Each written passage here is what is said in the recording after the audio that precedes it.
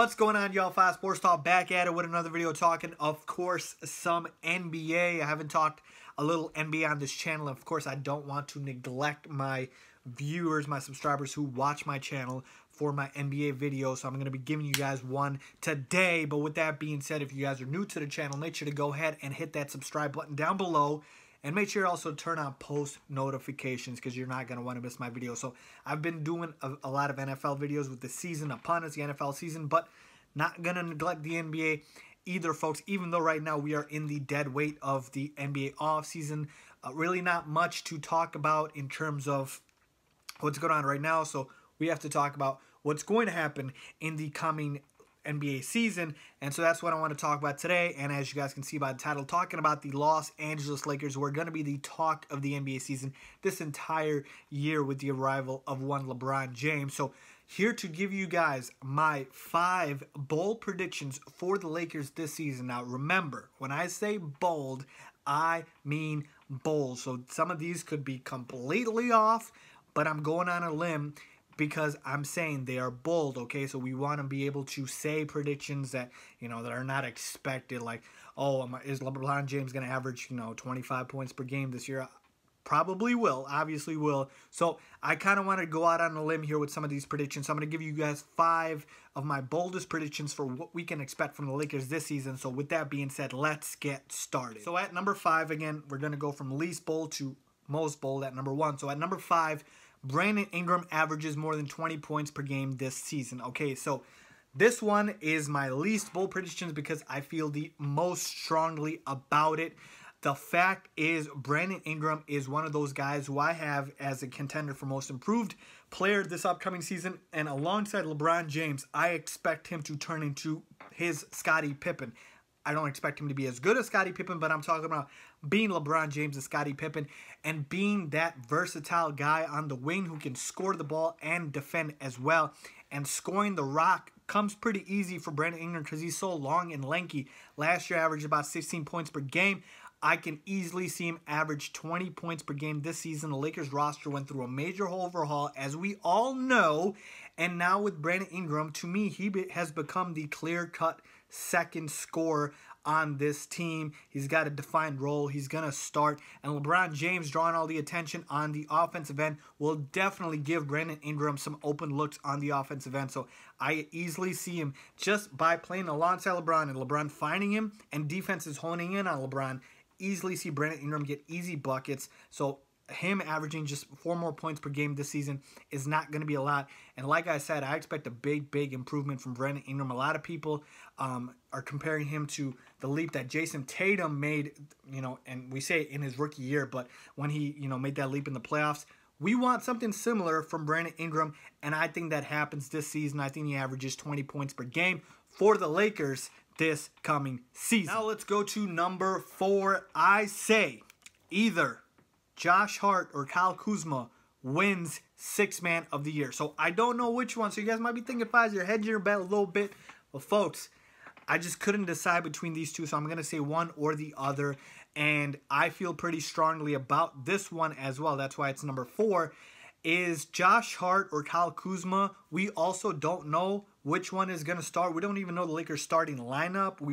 All we know is Rob Pelinka came out and said LeBron's the only locked as a starter. So obviously the other guys we have to figure out. So will KCP start over Josh Hart, Kentavious Caldwell-Pope? Will Kyle Kuzma start and be in the starting lineup, or will he come off the bench? So that's another reason why I couldn't pick between these two guys. But whoever comes off the bench is going to be a big help for this Lakers team, and they're going to get a lot of minutes. And I'm telling you, Kyle Kuzma, I'm very high on, average 16 points per game last season.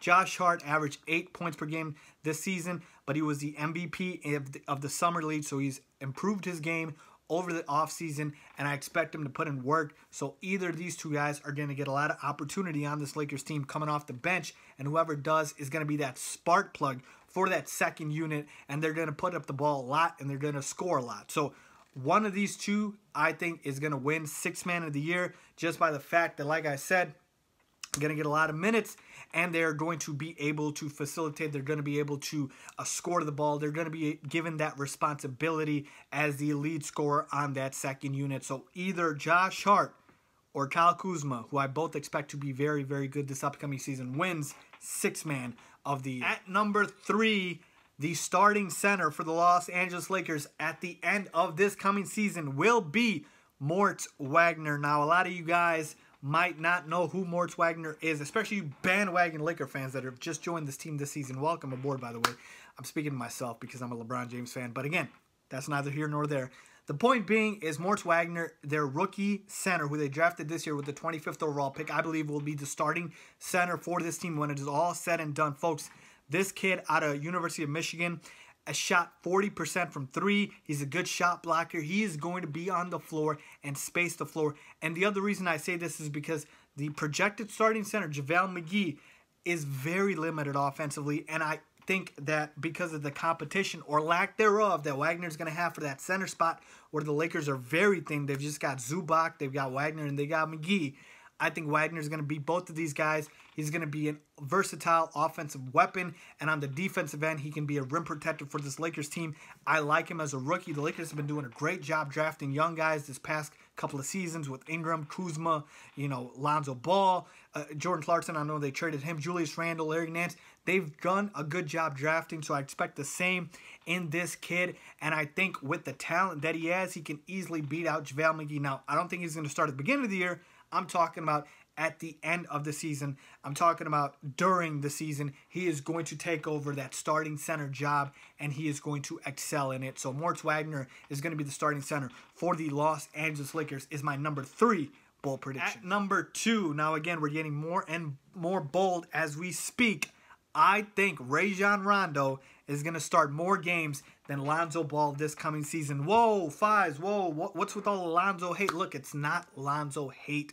I don't think Lonzo Ball is a bad player, but on this team, this Lakers team, which is a mishmash of just veterans and young guys, it is going to be hard for all of the young guys to play well. And I've already predicted Josh Hart and Kyle Kuzma to be Sixth Man of the Year. Brandon Ingram makes a big leap. I don't know if there's going to be enough there for Lonzo Ball to get his as well. And with the fact that Rajon Rondo is a champion, he's battle-tested, he's been to the playoffs, and he's been in this league for a very long time, I think Luke Walton will start to trust him. A lot of people have a lot of bad taste in their mouth from Rondo this past couple of seasons because he's been bouncing around. But he was really good on the Bulls when they had him, and then he was very good with the Pelicans this past season. The only reason they got rid of Rondo is because they got other guys that they picked up, I believe Elfrid Payton. They also have Drew Holiday. So I think Rondo is going to be able to gain the trust of head coach Luke Walton, and LeBron James respects him as well. I think Lonzo's going to have some hiccups in his sophomore season. He was injured a lot, so even via injury, this could happen. So again, it doesn't mean Lonzo Ball could play bad, but even if Lonzo Ball gets hurt, my prediction could still come true, okay? I'm just saying Rajon Rondo starts more games than Lonzo Ball this coming season. We don't know at this point who's going to be penciled in as a starter. People are saying it's Lonzo Ball. Most likely it'll be Lonzo Ball, but I'm going to stick by my pick as Rajon Rondo starting more games than Lonzo Ball. And at number 1, my bold prediction for the Lakers is that LeBron James wins MVP. Hear me out. In a landslide, okay? The part that he wins MVP, not very bold. Vegas has predicted him as the MVP favorite this upcoming season. A lot of people do expect LeBron James to be the MVP, but him winning in a landslide is the bold prediction here. And the reason I say is because he's on an improved roster, and so for him, I think his assist numbers will go up, and you still take into account that he is still the main guy here. There's not a clear-cut number 2. I expect Brandon Ingram to turn into that. But you know LeBron James is going to go ahead and get his. And we have seen his first year in Miami, 1 MVP. Second year in Miami, 1 MVP. So he is more motivated when he switches teams. And I expect the same. He's going to want to make a statement this season. And LeBron James is not getting any younger either. So we know this might be his best chance to get another MVP award. I fully expect him to go for it. And with him learning and to play with all of these guys, we can see that LeBron James will find his way like he always does, and I expect him to win MVP. also because of the fact that we took a look at the other contenders. James Harden, recency bias. He just got the award. It's going to be hard for him to get it again. He has to have another incredible season. We know KD and Steph cancel each other out. You have Giannis. Yes, he's a contender. Kawhi Leonard, I don't expect him to do much in Toronto to contend for the MVP. I don't think he's going to be that good. And then we take a look at the other guys maybe in this league. Russell Westbrook, we've seen him put up a triple-double. I don't think the voters are going to give him the MVP unless he does something insanely more spectacular than a triple-double, and that's hard to predict, okay?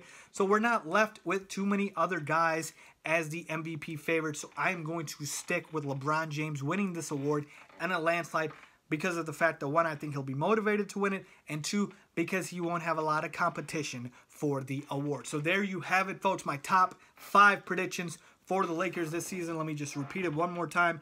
At 5, Brandon Ingram averages 20 or more points. At 4, Josh Hart and Kyle Kuzma, I should say, win Sixth Man of the Year. At 3, Moritz Wagner starts at center by the end of the season for the Lakers. At number 2, Rajon Rondo starts more games than Lonzo Ball. And number 1, LeBron James wins MVP in a landslide. So there you have it. Let me know what you guys think. If you agree or disagree, I'm sure a lot of you guys will disagree with some of these, but let's talk about it. Let's debate. Leave a comment down below and let me know your thoughts. As always, thanks for watching.